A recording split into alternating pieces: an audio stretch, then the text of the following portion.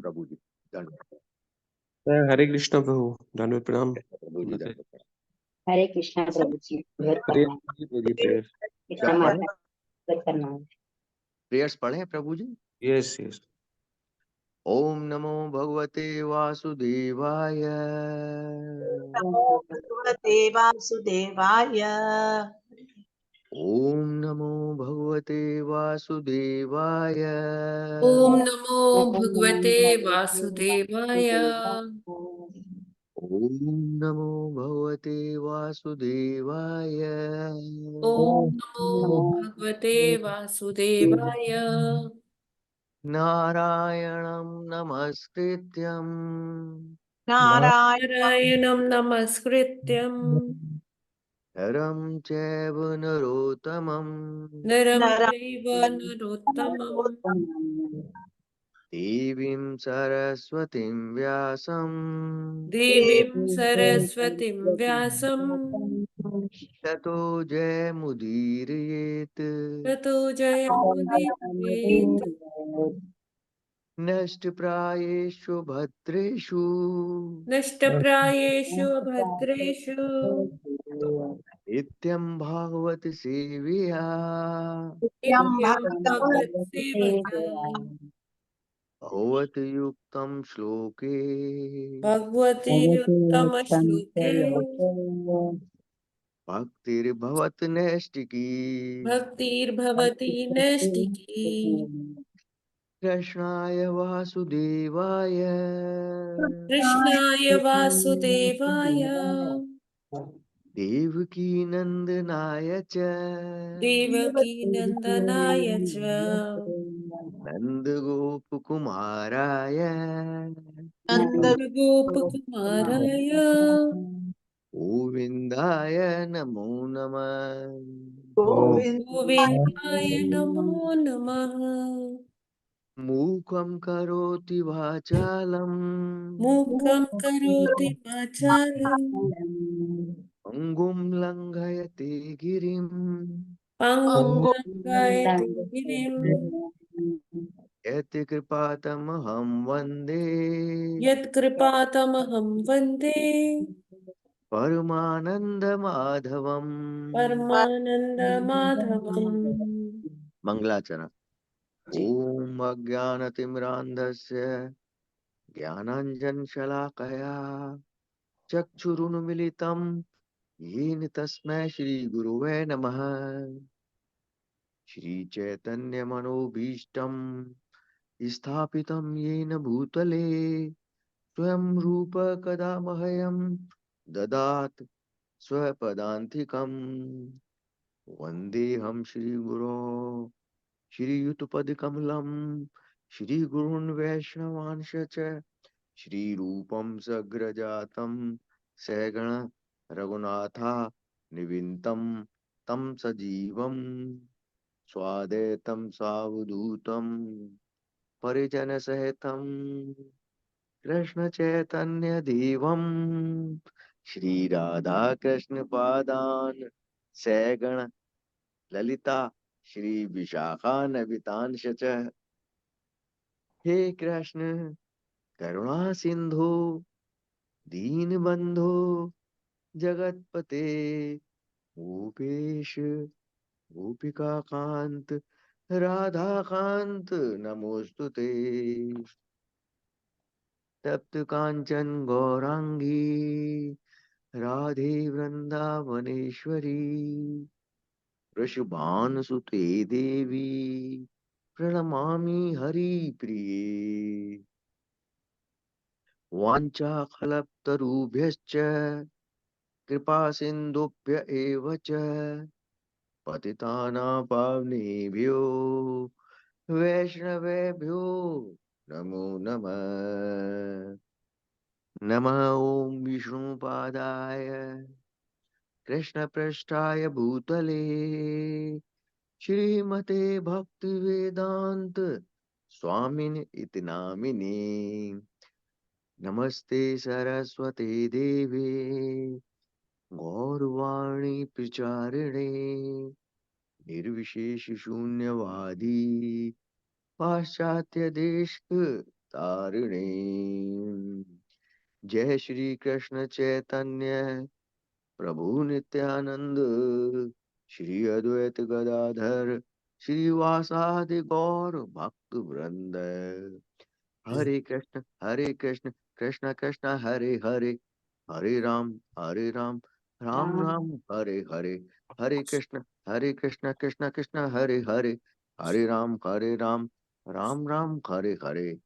हरे कृष्ण प्रभु जी, दंडवत हरे प्रणाम। कृष्णा प्रभु जी, हरे कृष्णा माता जी माता जी, दंडवत दंडवत प्रणाम। हरे प्रणाम। कृष्णा प्रभु हरे जी, कृष्ण दंडवत प्रणाम। प्रभु जी, हरे कृष्ण माता कृष्णा जी, माता दंडवत जी, प्रणाम दंडवत सभी को। प्रणाम। हरे कृष्ण। One second.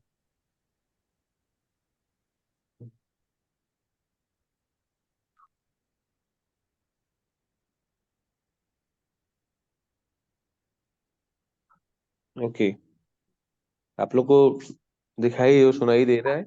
जी विजिबल है। जी प्रभु जी।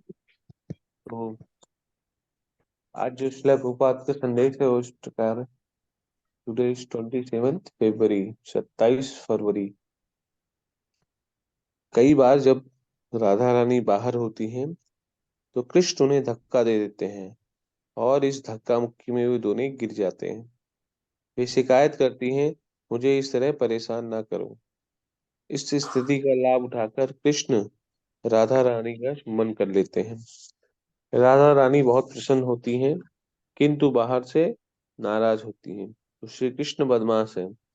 जब तक श्री कृष्ण में बदमाशी नहीं है तो वह इस संसार में कैसे हो सकती है। हमारा सिद्धांत है कि भगवान प्रत्येक वस्तु के स्रोत है, किंतु उनकी बदमाशी इतनी सुंदर है कि सभी उनकी की पूजा करते हैं। ठीक है, तो श्रीला प्रभुपाद जी भगवान की अत्यंत मनोहर लीला के बारे में बता रहे हैं। भगवान और श्रीमती राधा रानी की लीलाओं के बारे में चर्चा कर रहे हैं। किस प्रकार हमारे जो भगवान है कितने नटखट हैं।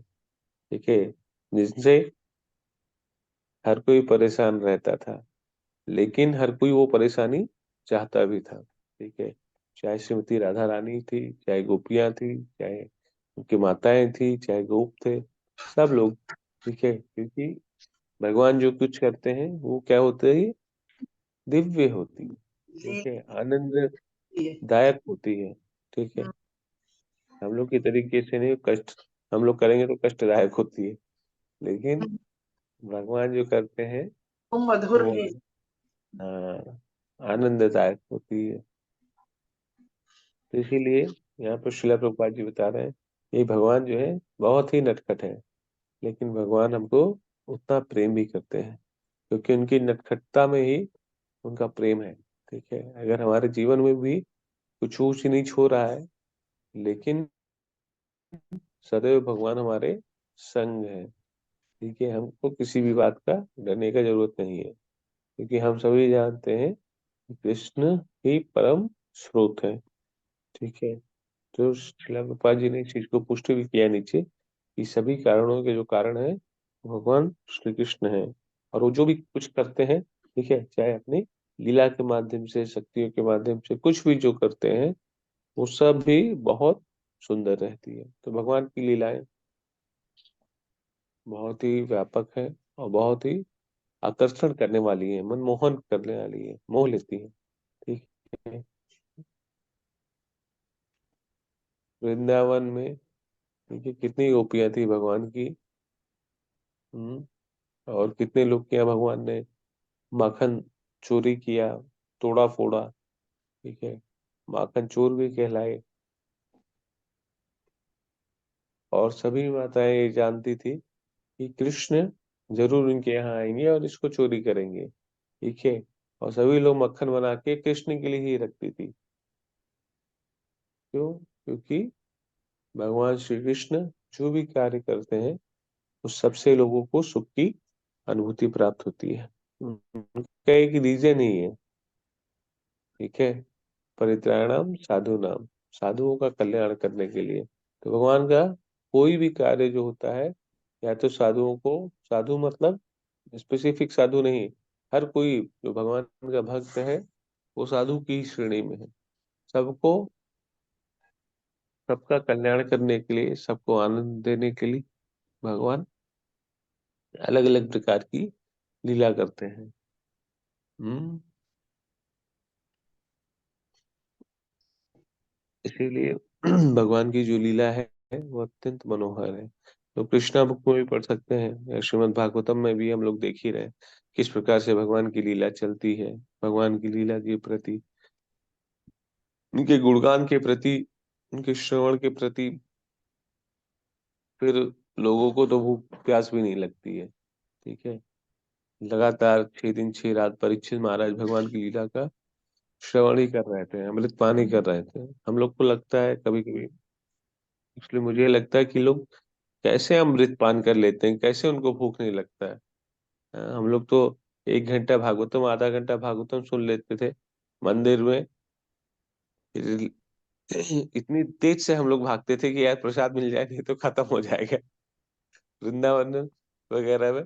बल्कि बोला भी जाता था, क्लास में भी बोला जाता था, आधे से ज्यादा लोग तो यहाँ पे बस यही इंतजार कर रहे हैं कब ये भागवतम खत्म हो, कब प्रसाद के लिए बढ़े।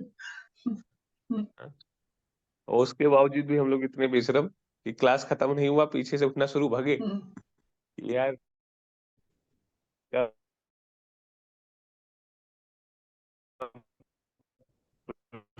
प्रसाद लगते हैं। उनको इस सबसे कोई मतलब नहीं है।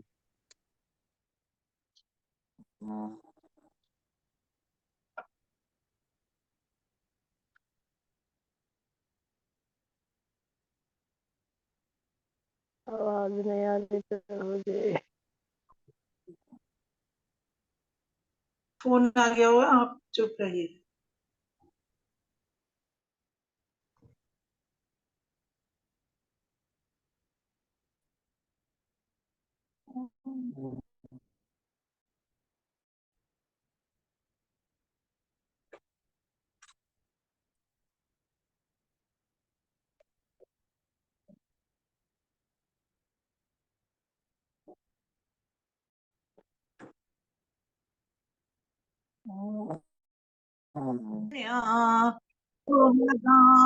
दुःसहं वधं ज्ञानेनाशमय क्षत्ता शोकमुत्पतितं बुधः।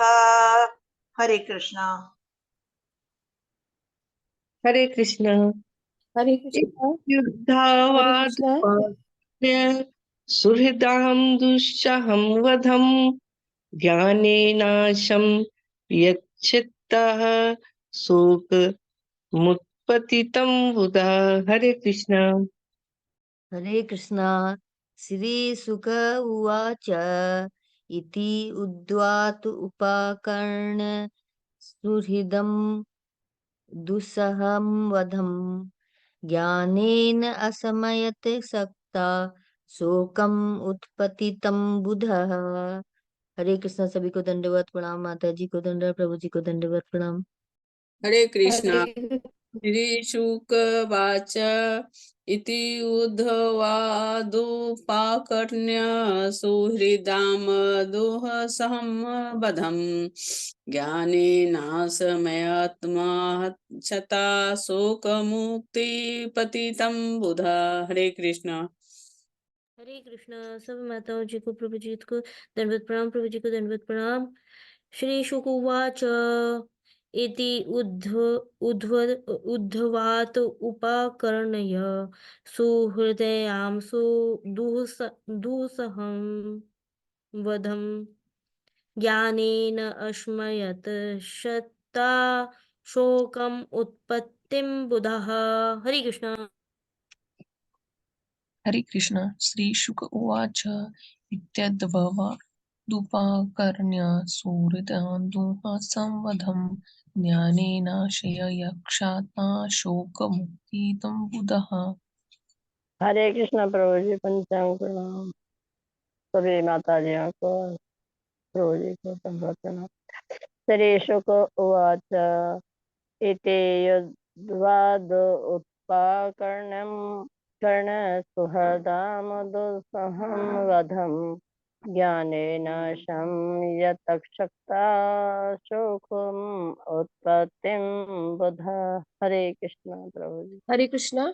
श्रीशुकुवाच इति युद्धवादुपाकर्ण्यं सुहृदां दुःसहं वधम् ज्ञानेन नाशमत्यक्तक्षता शोकमुत्पतितं बुधा। हरे कृष्णा। हरे कृष्णा। श्रीशुक उवाच इति युवादुपाकर्ण्य सुहृद्यां दुःसहं वदामः ज्ञानेनाश्मत्यक्षता शोकमुत्पतितं बुध।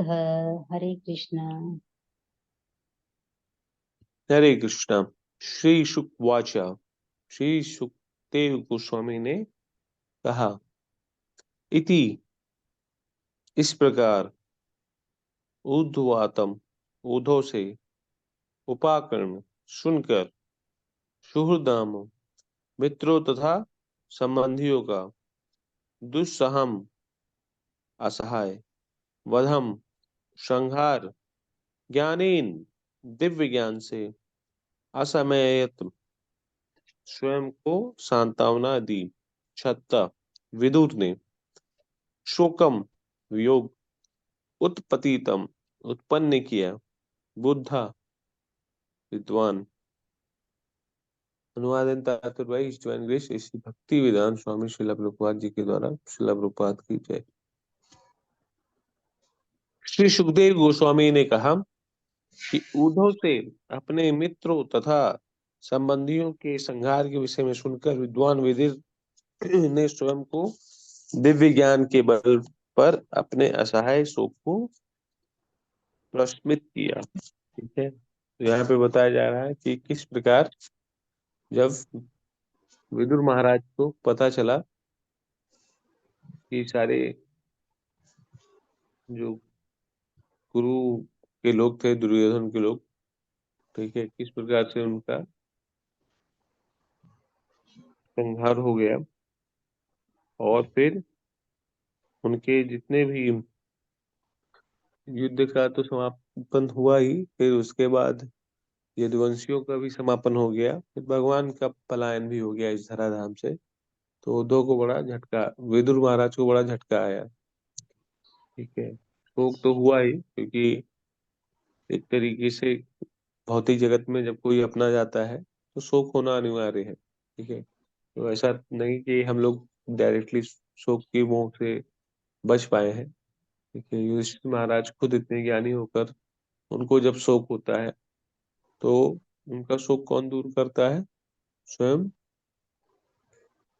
कौन दूर करता है युधिष्ठिर महाराज का शोक? भगवान। भगवान कृष्ण। और कोई बताएगा युधिष्ठिर महाराज का शोक कैसे दूर होता है? किसके माध्यम से?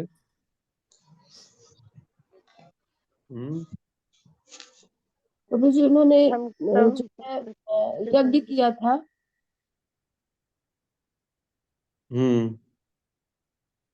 तो युधिष्ठिर महाराज अश्व का जो शोक दूर हुआ था वो भीष्म पितामह के माध्यम से हुआ था।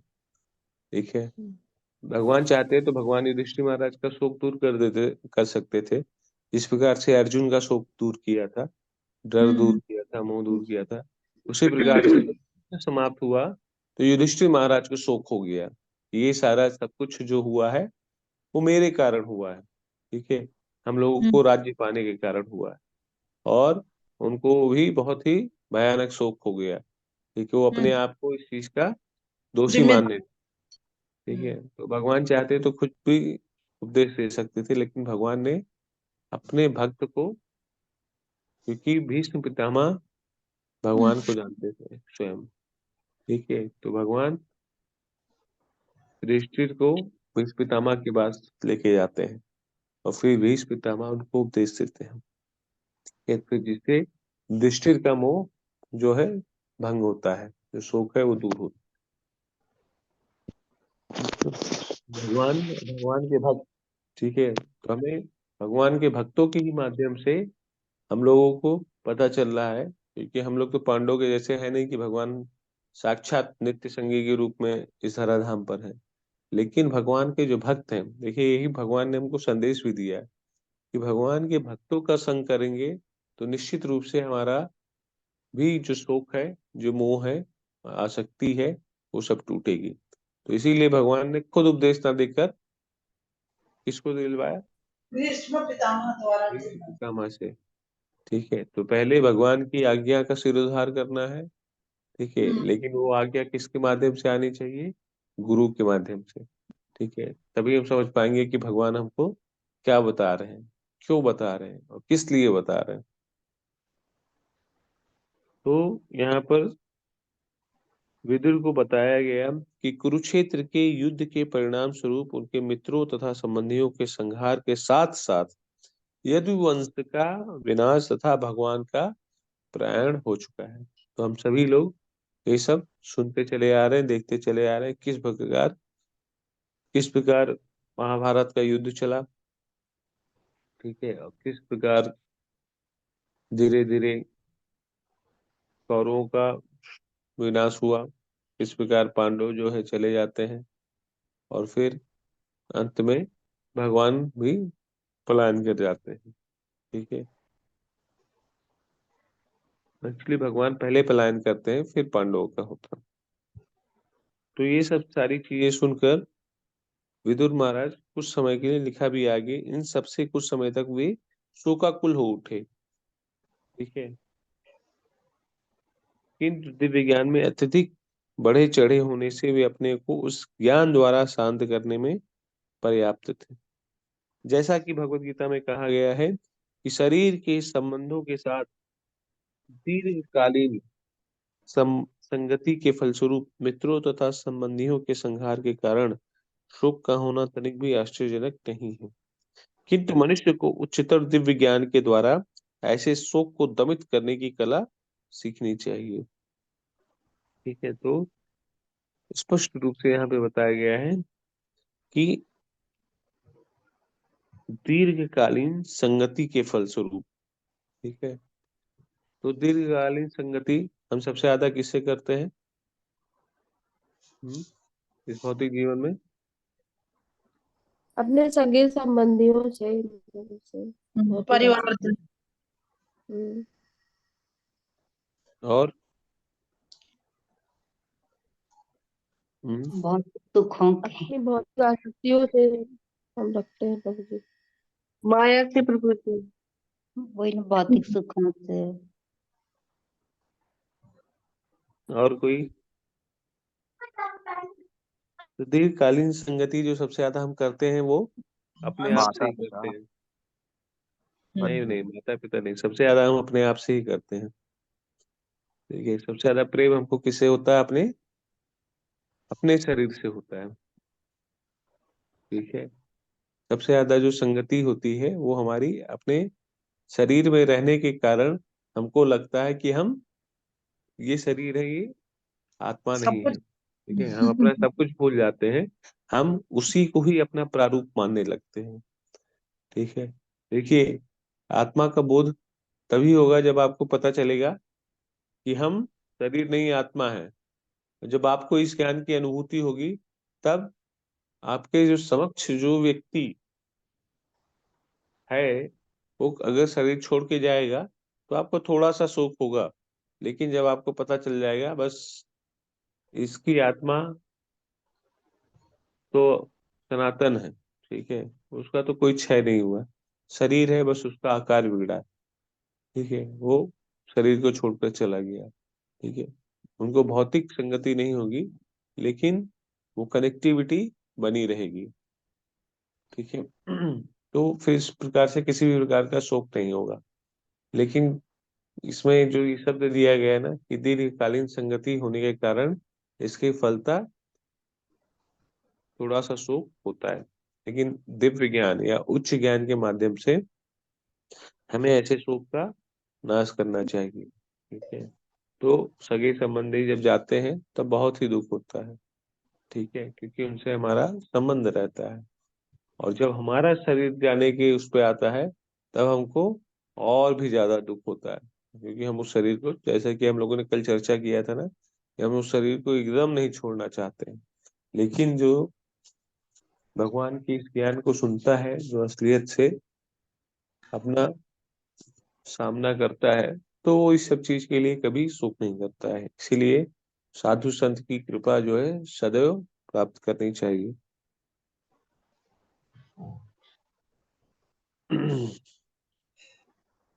उद्धव तथा विदुर के बीच कृष्ण विषयक वार्ता की शुरुआत संध्या समय हुई और अब उद्धव की संगति से विदुर का ज्ञान और भी बढ़ गया।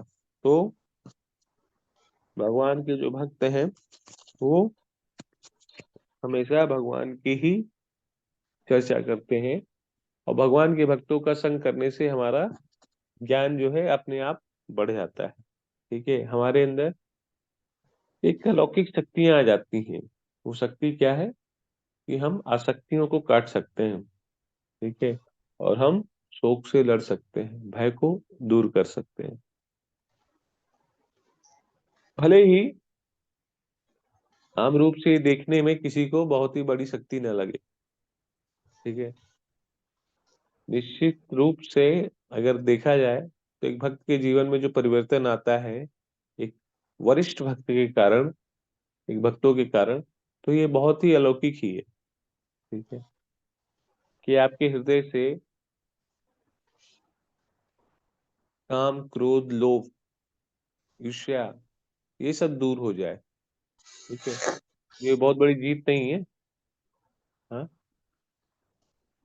अगर किसी के हृदय से काम, क्रोध और लोभ ये तीनों जो नरक के द्वार हैं, अगर जो कोई इस पे विजय प्राप्त कर लेता है, ठीक है, तो ये जीत नहीं है क्या?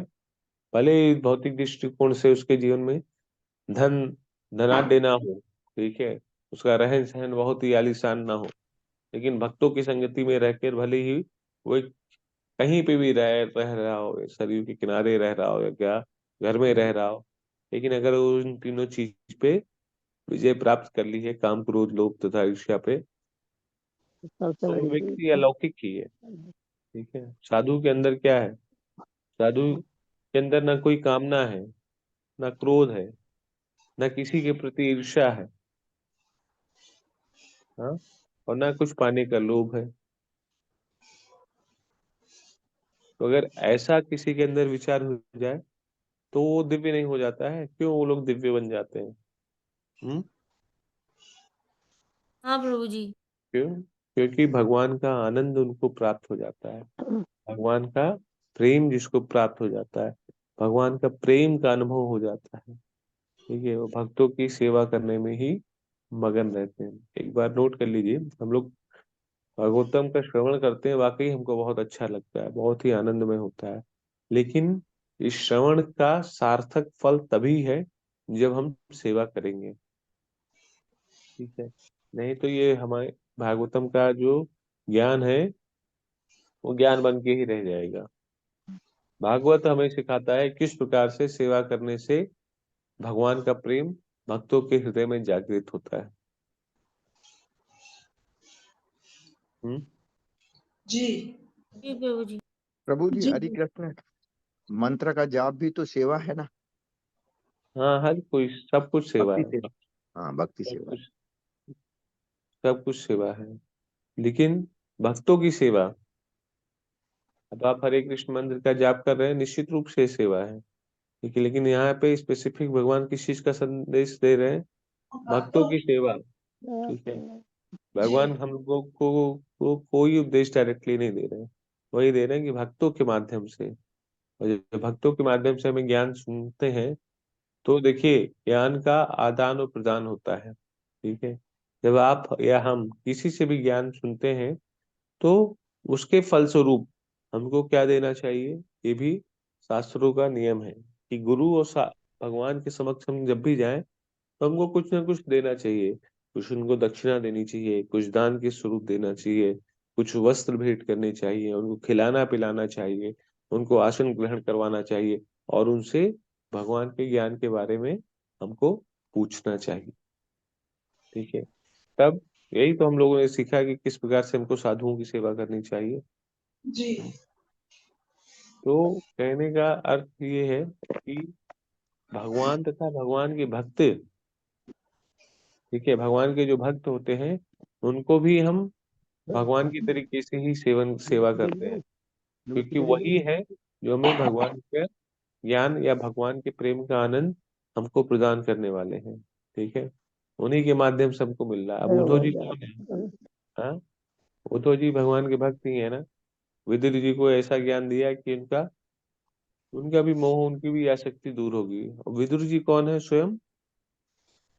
हाँ, यमराज जी। स्वयं महाजन है। यमराज है। हाँ सोचिए, यमराज। यमराज, जी यमराज काल, काल काल को भी आसक्ति हो गई। हाँ, हाँ जी अपने शरीर से। जो साक्षात काल है उनको भी आसक्ति हो गई, जो धर्म के नियुक्ता हैं। प्रभु जी, ये यमराज भी तो महाजन है ना? हाँ, तो कहने का अर्थ ये है कि भगवान तथा भगवान के भक्त, यही तो लीला इसमें चल रही है कि जितना ज्यादा से ज्यादा हम भक्तों को सेवा करेंगे, भक्तों की बातों से भक्तों का गुणगान करेंगे, उनके मुखारविंद से श्रवण करेंगे, ठीक है, तो उतना ही हमें भगवत सेवा का मौका मिलेगा। ठीक है, इसीलिए जैसे हम लोग बोलते थे ना कि भगवत सेवा क्यों हमको करनी चाहिए, भगवत सेवा कैसे हम करेंगे। ठीक है, भगवत सेवा हम भगवान की सेवा डायरेक्टली माध्यम से कर सकते हैं, और भक्तों की सेवा करके भी कर सकते हैं। ठीक है, भगवान की सेवा उनके अर्च विग्रह का पूजन कर सकते हैं, अर्च विग्रह की सेवा कर सकते हैं।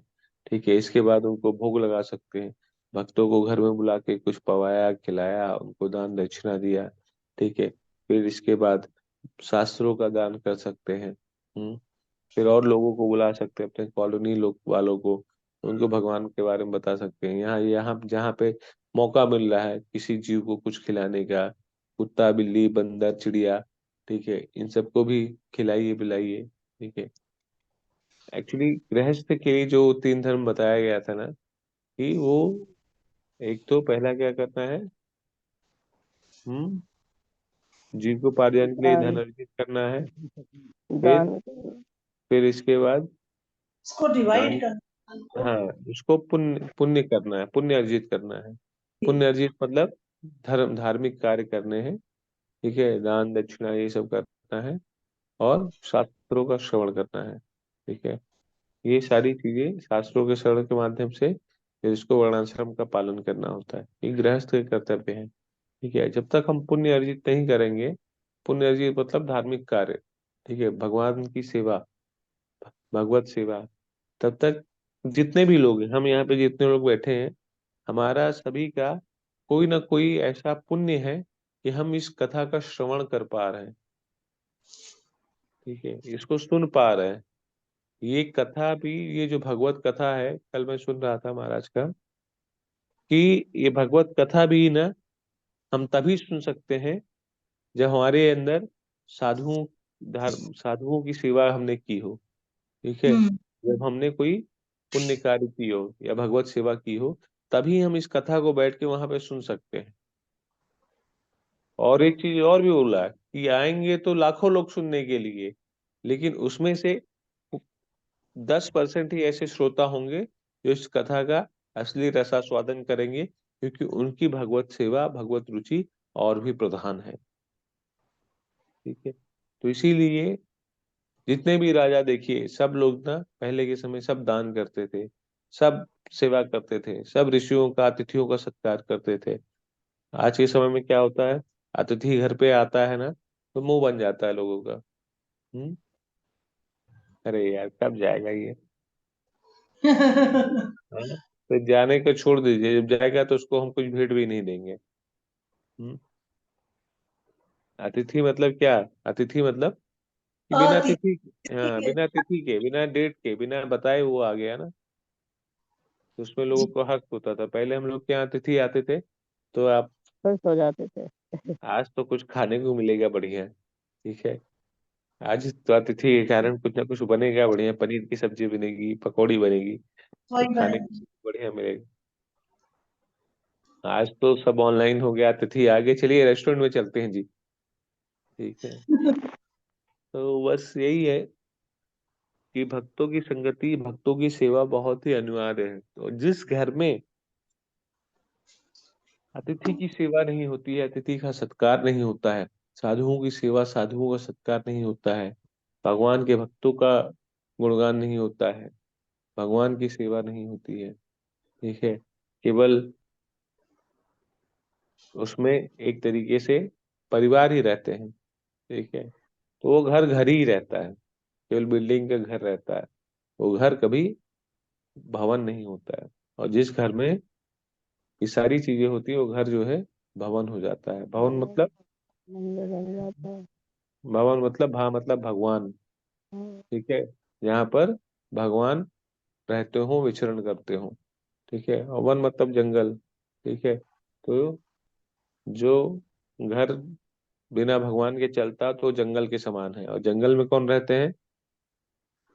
हाँ, ये जानवर इत्यादि। जंगल में बस वही जानवर रहेंगे ना, शेर, जी चूहा, शेर कुत्ता, वगैरह। बिल्ली, सांप, सुअर। तो, हाँ तो उस जंगल में अगर एक घर में ये सारे कार्य नहीं हो रहे हैं तो वो जंगल के समान है, वहां पे जानवर ही लोग रहते हैं, ठीक है। तभी उनके बीच में हमेशा लड़ाई, प्रतिस्पर्धा, क्रोध, डर, भय, शोक, अशांति सब रहता है।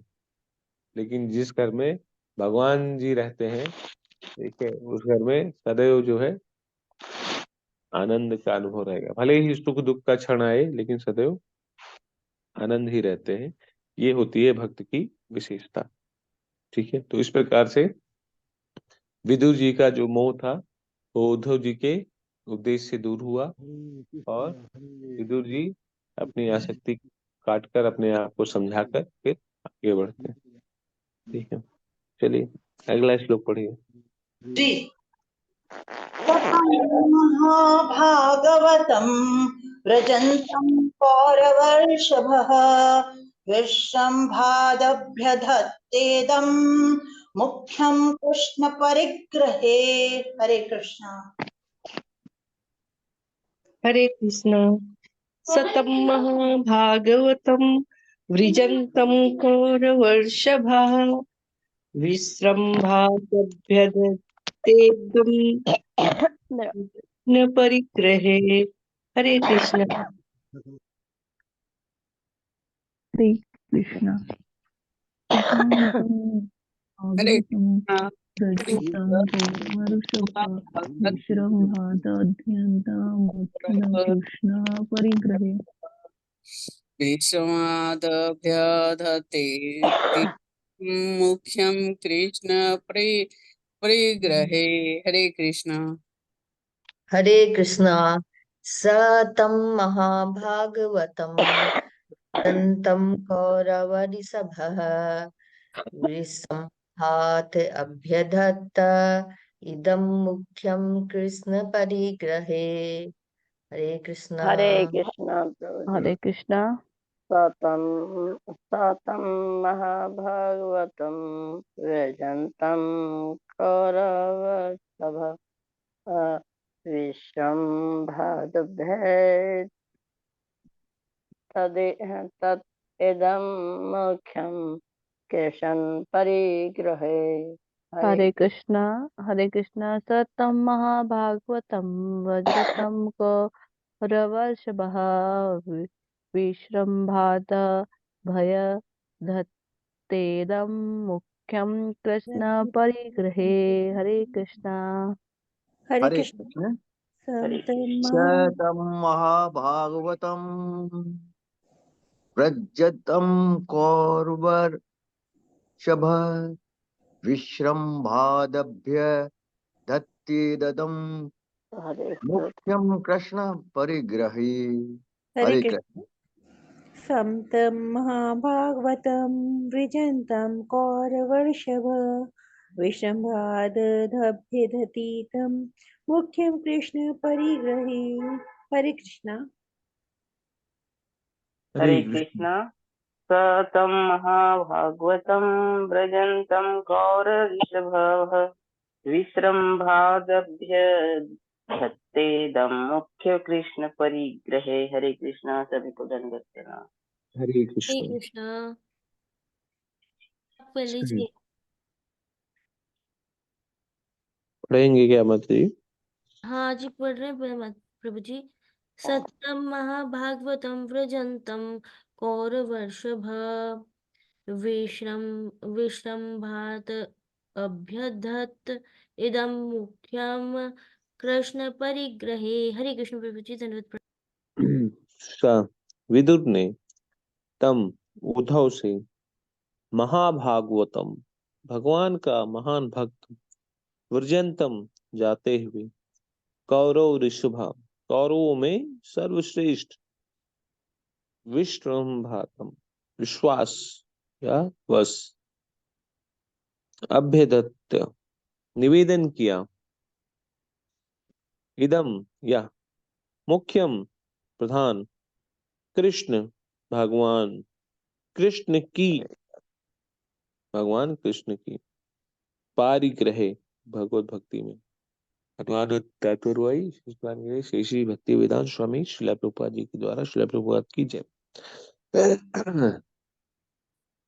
भगवान के प्रमुख तथा अत्यंत विश्वस्त भक्त उद्धव जब जाने लगे तो विदुर ने स्नेह तथा विश्वास के साथ उनसे प्रश्न किया। ठीक है, तो विदुर जी ने कैसे प्रश्न किया? विश्वास के साथ। पहला शब्द क्या है? स्नेह के साथ, प्रेम के साथ, विनम्रता के साथ, विनय के साथ। तो ये हमें एक नियम सिखाता है कि हमें किस प्रकार से जब हम किसी से प्रश्न पूछते हैं तो किस तरीके से हमें प्रेम से पूछना चाहिए।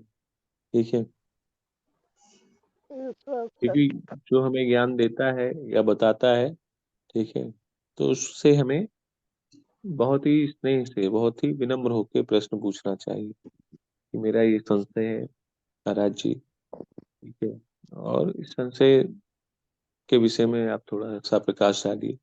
तो ऐसे करके हमको निवेदन करना चाहिए। जो तात्पर्य में हम देखते हैं कि विदुर जी उद्धव से काफी बड़े थे। ठीक है, विदुर जी लगभग भगवान के पिता के बराबर, वसुदेव के बराबर ही थे। पारिवारिक संबंध में उद्धव कृष्ण के समकालीन भाई थे उद्धव जी, जबकि विदुर कृष्ण के पिता वसुदेव की उम्र के थे। किंतु उद्धव उम्र में कम होते हुए भी भगवत भक्ति में अत्यधिक बढ़े चढ़े थे। इसीलिए उन्हें यहाँ पर भगवान के भक्तों में प्रमुख कहा गया है। विदुर को इसका विश्वास था, अतः उन्होंने उद्धव को उसी उच्चतर श्रेणी का मानकर संबोधित किया। दो भक्तों के बीच की शिष्ट बर्ताव की यही रीत है। तो इस वाक्य से, इस श्लोक से हमें यही सीखने को मिलता है।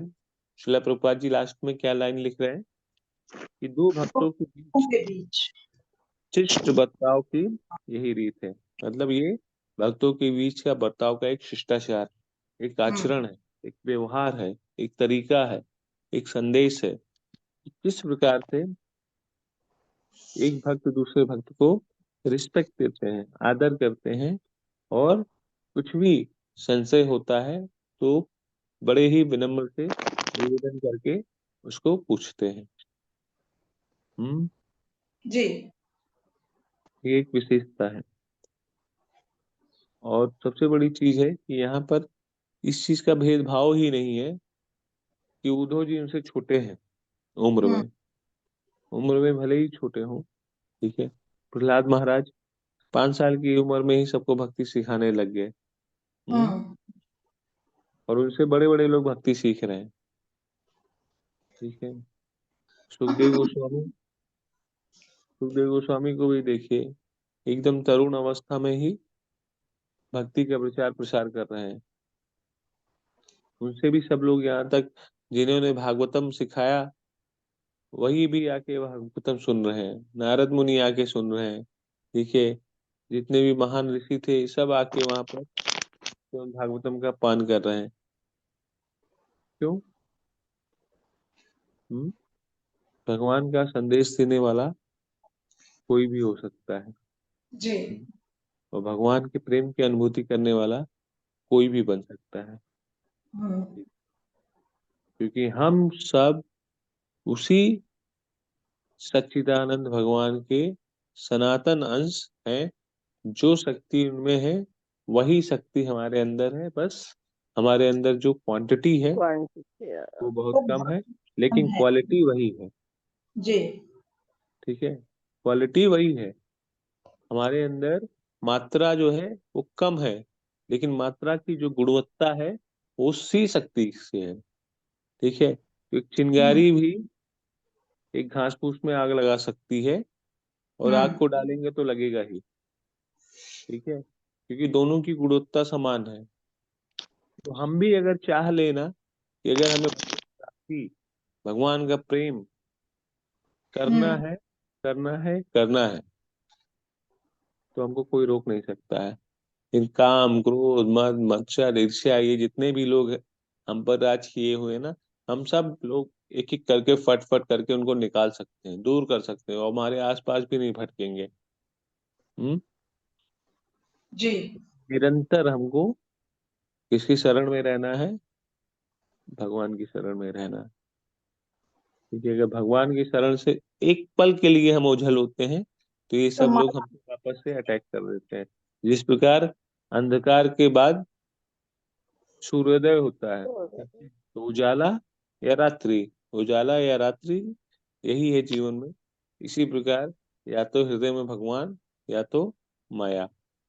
अब किसके बस में रहना है, वो हमारे ऊपर ऑप्शन है। तो यहाँ पर श्रील प्रभुपाद जी बताते हैं किस तरीके से भक्त से निवेदन करना चाहिए, प्रार्थना करनी चाहिए, और उनसे भगवत विषय के बारे में चर्चा करनी चाहिए, पूछना चाहिए, अपनी आसक्तियों को काटने का प्रयास करना चाहिए, अपने दुश्मनों पर जीत प्राप्त करने का प्राप्त करना चाहिए। बाहरी दुश्मनों से ज्यादा हमें इस पे ध्यान देना है, अपने आंतरिक दुश्मन पे। ठीक है, जो हमारे अंदर दुश्मन है, बाहरी दुश्मन तो हमको दिख रहे हैं, लेकिन वही है ना, घर के बाहर के लोग आएंगे तो उनसे हम लोग लड़ लेंगे, लेकिन अपनों से हम हार जाते हैं। तो इसीलिए हमारे जो आंतरिक दुश्मन हमारे हृदय में बैठे हुए हैं, हमारे अंतःकरण में बैठे हुए हैं, हमें उनसे लड़ना है। हमें काम से, हमें क्रोध से, हमें लोभ से, ईर्ष्या से, इन सब से लड़ना है, और इनको दूर करके फेंकना है। ठीक है, तब हमें आगे वाला व्यक्ति कैसा भी हो, हमें उससे भी प्रेम हो जाएगा। हम जैसे ही रहते हैं वैसा ही हमको सामने वाला दिखता है ना। बिल्कुल। यही सच्चाई है। हम्म। अगर हमारे अंदर ईर्ष्या भरी होगी ना, तो हम उस व्यक्ति को दूसरे को भी ईर्ष्या से रहते ही समझेंगे। देखेंगे, वो भी हमको ईर्ष्यालु ही दिखेगा। लेकिन वहीं अगर हमारे अंदर प्रेम भरा होगा, तो आप प्रेम के गागर रहेंगे, तो आप प्रेम का सागर उसके ऊपर उड़ेलेंगे, और वो भी आपको प्रेम ही देगा। ठीक है, अगर प्रेम नहीं भी देगा, तब भी आपको उसके ऊपर प्रेम दया आएगी। हाँ, क्यों दया आएगी? भले ही आपको कितना भी उल्टा सीधा बोले। हम्म। ऐसे कल मैं उधर गया था, हम लोग अपने इस्कॉन के पंडाल के पास। ठीक है, तो एक व्यक्ति था, अब हो सकता है उसका किसी साधु ने कुछ बिगाड़ा हो, कुछ भी हो। तो मेरे तिलक को देख के ना इतना गाली देने लग गया, बल्कि तीन चार पांच लोग बैठे थे हम लोग। ठीक है, हम लोग आपस में बात कर रहे थे। ठीक है, ये गाली दे रहा है, वो गाली दे रहा है। हाँ, ये सब बाबा ढोंगी लोग इतना लंबा लंबा तिलक लगा लेते हैं, तिलक की कोनो मर्यादा होती है? हाँ, तो काम कुछ नहीं करेगा। और ये फिर बोलने लग गया कि यहाँ के जितने बाबा हैं सब जब कब्जा करके बैठे हैं। उसको लगा मैं बिहार का हूँ, कह रहा अरे ये बिहारी, ये तो बहुत दुष्ट है। तो ऐसे मतलब वो गाली गलौज दे रहा है माँ बहन की, ये हो। ठीक है, तो साथ में एक जो बैठा था उठ के डंडा उठाया, उसको मारने चला। मैंने कहा छोड़ो यार, मारो मत।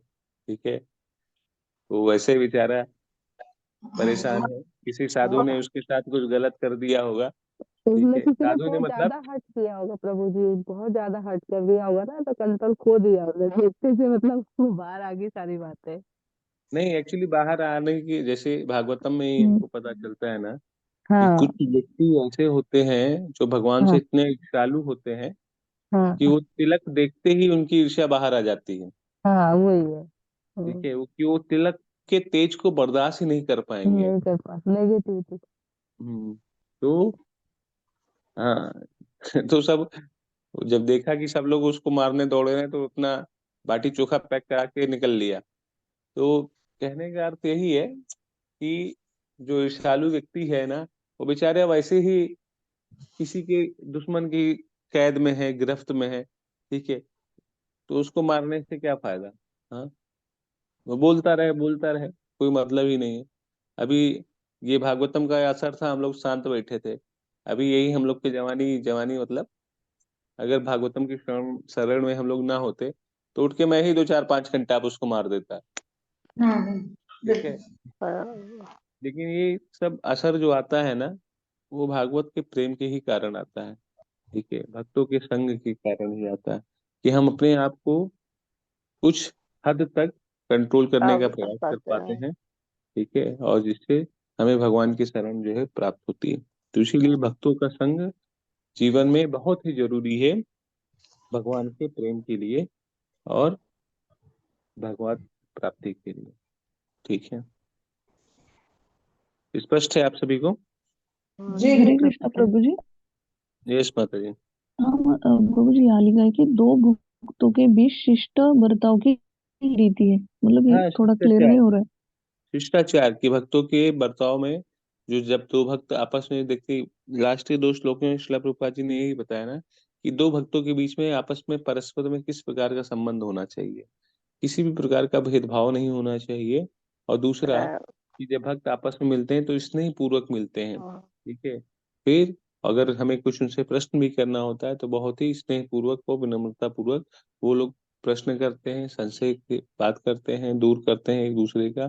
ठीक है, और दूसरी चीज है, कभी भी जैसे कोई भी भक्त है, एक, वो भले ही उम्र में छोटा हो, लेकिन अगर उसके अंदर ज्ञान की भावना, ज्ञान उसके अंदर ज्यादा है, वो भगवान का प्रेम उसके अंदर अधिक है, मतलब वो उसके अंदर आत्म साक्षात्कार की अनुभूति आपसे पहले हो गई है, तो हमें इसकी शरण को ग्रहण करना चाहिए, उससे हमें सीखना चाहिए।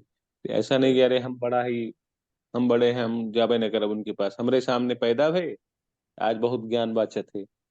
बहुत से लोगों को ऐसा होता है, खासकर अपने ही लोगों को ऐसा होगा कि अरे मेरे सामने हम इनका बचपन देखे कैसे थे, आज साधु बने हुए हैं। साधु बना तो वो बना कैसे बना? भक्तों के संग में आके भगवत कृपा प्राप्त हुई तभी तो बना। तो आप लोगों को उसका संग जाके लेना चाहिए।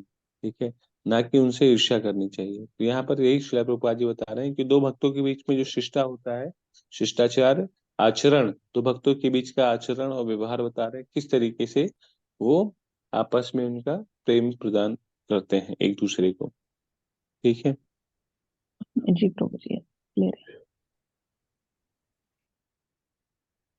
आप लोगों को हो गया ये दोनों श्लोक स्पष्ट? प्रभु जी स्पष्ट है। प्रभु जी हरे कृष्ण प्रभु जी, दंडवत प्रणाम। हरे कृष्ण माता जी। प्रभु जी विदुर जी को ये जो लिखा है 23rd श्लोक में, ये जो उनका शोक था उनके दिव्य ज्ञान के बल पर शमित हुआ, ये कौन सा दिव्य ज्ञान है? यही दिव्य विज्ञान है जो हम लोग बांच रहे हैं। जो भगवान हमें शरीर नहीं आत्मा है। यही दिव्य ज्ञान है। नहीं नहीं, शरीर आत्मा तो वो तो बहुत तुच्छ ज्ञान है। ठीक है, तुच्छ मतलब वो दिव्य ज्ञान की, मतलब एक समझ लीजिए कि वो बेस है। ठीक है, हम अपने आप को पहचान गए, हम शरीर नहीं आत्मा है। ठीक है, लेकिन दिव्य ज्ञान का मतलब हम सब कुछ भगवान से संबंधित कर देते हैं। हम ये चीज समझ जाते हैं कि ये जीवन में जो भी हो रहा है सब भगवान के द्वारा ही हो रहा घटित है। हो रहा है, और उसके परम नियंता, परम कंट्रोलर और परम शिष्टा, ठीक है, वो सब भगवान ही है। ठीक है, और इस चीज को भी समझ जाते हैं कि हम सभी को जो यहाँ पे भेजा गया है कुछ दिन के अभिनय के लिए, तो भगवान के द्वारा ही भेजा गया है। भगवान ने हमको आदेश दिया है कि हमको किस प्रकार से कार्य करना है, उनके आदेश को मानकर हमें उसमें आगे बढ़ना चाहिए। ठीक है, और जो जीवन का परम लक्ष्य है वो क्या है? भगवान का प्रेम। ठीक है, तो हमको ये शरीर मिलता है कुछ समय के लिए, लेकिन उस शरीर का इस्तेमाल हमें भगवान की आज्ञाओं का पालन करने निपटाना चाहिए, और फिर उससे भगवत प्रेम की, भगवत धाम की प्राप्ति होती है। ठीक है, तो जीवन का जो परम ज्ञान है वो वही है, दिव्य ज्ञान, भगवान का दिव्य प्रेम। ठीक है, जो भगवान के प्रेम में रहेगा ना, तो वो शोक से और भय से दूर रहेगा। तो जब विदुर जी को उद्धव जी से ये ज्ञान मिला, प्राप्ति हुई, ठीक है, कि जीवन में जो है किसी भी प्रकार का शोक नहीं है। जो ये व्यक्ति दिख रहे हैं ये सब मरे हुए हैं, तो मरे हुए के लिए क्या शोक करना है? कोई जब आदमी मरा हुआ है उसके लिए शोक करने का कोई फायदा है क्या? अब मान लीजिए जैसे मेरे पिताजी, ठीक है, अब उनको गए हुए लगभग 3 साल हो गए, ठीक। तो जब वो गए थे तब हाँ निश्चित रूप से शोक हुआ था, ठीक है, लेकिन फिर धीरे धीरे वो शोक जो है खत्म हो गया। और आज उनको गए 3 साल हुए, लेकिन उनके प्रेम की अनुभूति अभी भी हमारे हृदय में है, ठीक है। लेकिन क्या हम उस शरीर के लिए वापस से शोक करें? क्या शोक कर पाएंगे? नहीं। कर पाएंगे, ठीक है।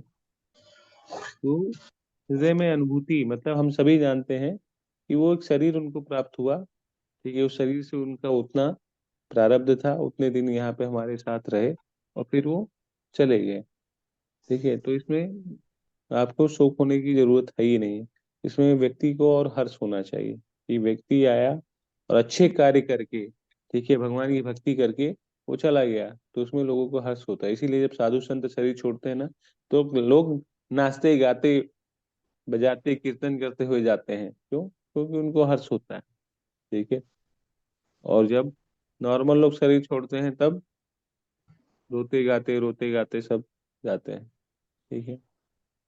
तो इसीलिए जो दिव्य ज्ञान है, दिव्य ज्ञान केवल और केवल भगवान का प्रेम है। यही एक सत्य है, एक सनातन है। बाकी सब माया, मतलब जो कुछ है ही नहीं। तो जो है नहीं उसके लिए शोक करने का क्या मतलब? ये भौतिक सृष्टि क्या है? भगवान की माया से संरक्षित है ना। जी बाबा। देखिए अगर यही चीज समझ गए ना तो विदुर महाराज को ये सारे ज्ञान हो गए। ये भौतिक जगत जो है वो आध्यात्मिक जगत का प्रतिबिंब है, और परछाई का कभी अस्तित्व होता है क्या? नहीं बाबू जी। परछाई का अस्तित्व है, हम्म। किससे है? वो व्यक्ति थे। उस व्यक्ति से है। तो उस व्यक्ति के पास हम चले ना, क्यों परछाई के पीछे हम भाग रहे हैं? तो हमारा जो इस ये भौतिक जगत है ये किसका प्रतिबिंब है? आध्यात्मिक जगत का, ठीक है। आध्यात्मिक जगत में जो कुछ है वो सब सत्य सनातन है, ठीक है। और भौतिक जगत में जो कुछ है वो सब माया है, क्षणिक भर है। तो यहाँ टेम्परेरी आनंद है, वहाँ परमानेंट आनंद है। यहाँ जो घर बनेगा वो भी कुछ समय के बाद गिर जाएगा, वहाँ जो घर है वो परमानेंट है। यहाँ जो रिश्ते हैं ये भी कुछ समय के बाद छूट जाएंगे, वहाँ पे जो रिश्ते हैं वो परमानेंट है। हाँ, यहाँ की आइसक्रीम थोड़े समय के बाद गल जाएगी, वहाँ की आइसक्रीम जब तक चाहेंगे तब तक फ्रीज बनी रहेगी। तो कहने का अर्थ यही है कि हमें अगर भागना है तो हमें किसकी तरफ भागना चाहिए? हाँ, जो फेविकोल के जोड़ की तरफ, ठीक जो है। परमानेंट चीज है उसकी तरफ, शाश्वत है जो। जो शाश्वत है उसकी तरफ, ठीक है। पर हम कोई प्रभु भी जी वो चीज शाश्वत पे एकदम है ना, यानी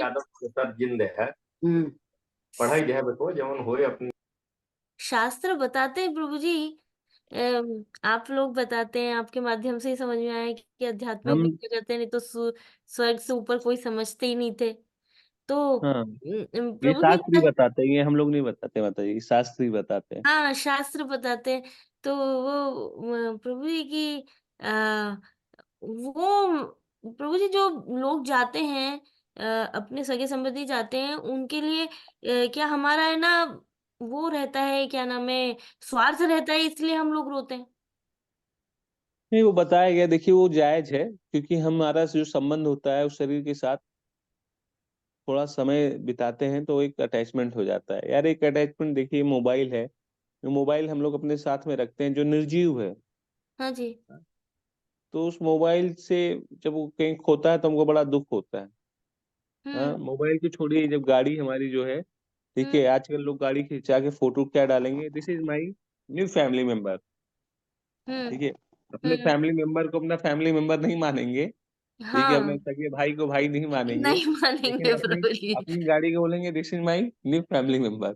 अरे ठीक पेट्स है। को बहुत मानते हैं, डॉग डॉग को, कि हमारे मेंबर है, हम नए नए माता हाँ, पिता बने हैं, बताइए कि यही इनका कैसे पालन पोषण करें, ऐसे बोलते हैं। तो वही चीज है ना कि जब उन लोगों से, जब निर्जीव चीजें से गाड़ी में स्क्रैच आ गया तो बेचारे को रात भर नींद नहीं आएगी, अरे बाप रे क्या हो गया, ठीक है। तो उससे जब इतनी आसक्ति हो जाती है तो खैर, जब शरीर है जिसके साथ आप रह रहे हैं, उठ रहे हैं, बैठ रहे हैं, ठीक है, तो उससे तो आसक्ति हो ही जाती है। ठीक है, प्रभु वो जी, जो नॉर्मल है। शाश्वत आनंद है जो भगवान का है, के धाम में रहता है, प्रभु जी उसकी अनुभूति नहीं होती है, नहीं तो ये इनसे क्यों आ सकती होगी फिर? हाँ, तो उसकी अनुभूति करनी पड़ेगी ना, उसकी कैसे अनुभूति करनी करेंगे? पड़ेगी। देखिए, एक चीज मैं आपको बताता हूँ, उस शाश्वत आनंद की अनुभूति क्या है और कैसे मिलती है। ठीक है, इस भौतिक जगत में जो सबसे ज्यादा एक्चुअली इस्कॉन जो है ना, इसीलिए इसीलिए इस्कॉन में क्या है कि किसी चीज पर जो चर्चा होती है बहुत खुल के चर्चा होती है, और इसीलिए लोगों का जो डाउट होता है वो बहुत ही क्लियर होता है।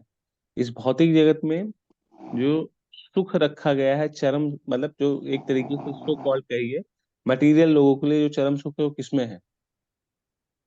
हम्म वो प्रभु जी वही जो रोज अपन अपना भोजन प्रसादम लगाते हैं प्रभु जी, वो ग्रहण करते हैं, बेसिकली तो वो रहता है एक तो। नहीं, एक्चुअली भौतिक जगत में वो आप हमारे आपके लिए है। ठीक है, और उसमें हम लोग अभी इतना पारंगत नहीं हुए हैं कि उसमें सुख का हमको अनुभव हो रहा है। ठीक है, आजकल के लोग जो पूरी दुनिया में देखेंगे, कॉमन लोग किसके पीछे भाग रहे हैं? हाँ? सबसे ज्यादा लोग जो भागते हैं वो काम धन के के पीछे। लिए ही, हाँ। ठीक है, सबसे ज्यादा जो यहाँ पे भौतिक जगत में, भागवतम में भी इस चीज की चर्चा की गई है। श्रीला प्रभुपाद जी बताते हैं कि इस भौतिक जगत में जो सुख रखा गया है वो संभोग में रखा गया है, और ऐसी जगह रखा गया है जहाँ से हम मलमूत्र का त्याग करते हैं।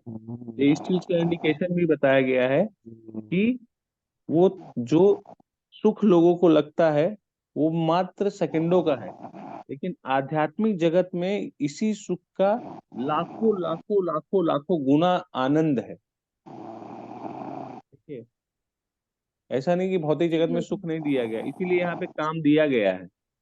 ठीक है, कि काम की अनुभूति जब होती है ना तो लोगों को लगता है कि यही परम आनंद है। ठीक है, लेकिन इसका जो आनंद है ना, ऐसे हजारों लाखों जब कामदेव जब इसके अंदर होते हैं, तो ये कामदेव जब भगवान की सेवा में जब उन्मुख हो जाते हैं, तो ऐसे लाखों कामदेव आनंद जब आपके हृदय में देते हैं, तो उसका आनंद अपार होता है। वो आनंद कभी खत्म नहीं होता है, उस आनंद की कोई सीमा नहीं होती है। तो देखेंगे ना, उसी आनंद के लिए जो मात्र कामदेव का एक बाण यहाँ पे छूटा हुआ है, और उसी एक काम के लिए कुत्ते, बिल्ली, बंदर, मनुष्य, हर कोई पागल है। जी प्रभु जी।